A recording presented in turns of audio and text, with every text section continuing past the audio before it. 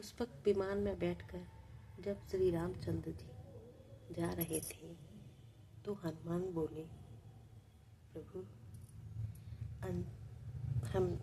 प्रभु यहाँ समीप ही पहाड़ पर मेरी माता जी रहती हैं, आज्ञा हो तो मैं उनके दर्शन कराऊं। श्री रामचंद्र जी ने कहा कि अंजना वर्धन, हमने ऐसा कौन सा अपराध किया है जो तुम हमें अपनी माता के दर्शन से वंचित रखना चाहते हो। अंजना केवल तुम्हारी ही माँ ही नहीं है, मेरी भी तो माँ है। हमारी माँ नहीं है क्या? मुझे भी उनसे मिलवाओ, वे तो जगत माता है। हमें भी कृपा करके उनके दर्शन कराओ। यह सुनकर हनुमान जी लज्जित हुए। उन्होंने कुछ भी उत्तर नहीं दिया। तब तक पुष्पक विमान माता अंजना देवी के समीप आ गया। आगे जाकर हनुमान जी ने माता के चरण कमल में साष्टांग प्रणाम किया। माता ने उठाकर अपनी लाल को गोद में बिठा लिया, उनका सिर सूंघा और प्यार किया। इतने में ही श्री रामचंद्र जी, लक्ष्मण जी, सीता जी तथा अन्य वानर आ गए। हनुमान जी ने कहा कि माँ, ये भगवान श्री रामचंद्र जी हैं, इनके छोटे भाई ये लक्ष्मण हैं और ये जानकी माता है। वन में राक्षस राज रावण माता सीता को हर ले गया था। असंख्य वानरों की सेना एकत्र करके समुद्र पर पुल बांधकर रावण को मारकर सीता को छुड़ाकर अब हम लोग अयोध्यापुरी में जा रहे हैं। इतना सुनते ही माता की त्योरियां बदल गई। उनका मुख रक्त वर्ण का हो गया। उनको बड़ी गुस्सा आई, दोनों आंखें लाल हो गई और वे क्रोध से भरकर बोली, हनुमान, तूने मेरे दूध को लज्जित कर दिया।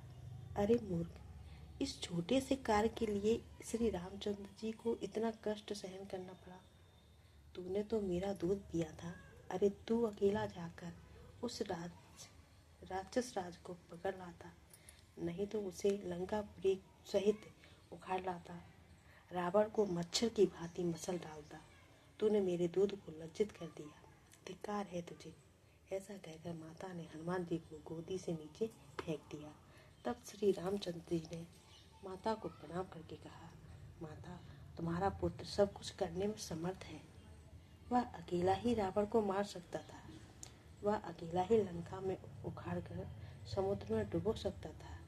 किंतु माता जी, फिर तुम्हारे पुत्र का नाम होता, केवल उसी की प्रसिद्धि होती, फिर लोक पावन रामचरित कैसे लिखा जाता। मैंने जगत में लीला का विस्तार करने के लिए ही ऐसा किया है। आप हनुमान जी पर प्रसन्न हो। इन्होंने जो कुछ भी किया है मेरी इच्छा से किया है, मेरी ही आज्ञा थी। आप इन्हें मुझसे प्यार करें। श्री रामचंद्र जी की बातें सुनकर माँ प्रसन्न हुई। उन्होंने जानकी एवं लक्ष्मण जी सहित श्री राम जी की पूजा की और हनुमान जी को बहुत बहुत आशीर्वाद दिया। लक्ष्मण जी के मन में शंका हुई कि यह बुढ़िया बार बार अपने दूध की प्रशंसा कर रही है, इसके दूध में ऐसी क्या विशेषता है। माता रामानुज के भाव को ताड़ गई और बोली, प्रतीत होता है कि छोटे राजकुमार को मेरे दूध पर संदेह हो रहा है। मैं इन्हें अभी अपने दूध का प्रभाव दिखाती हूँ। यह कहकर माता ने अपने स्तवन को दबाकर दूध की एक धार सामने के पर्वत पर छोड़ी।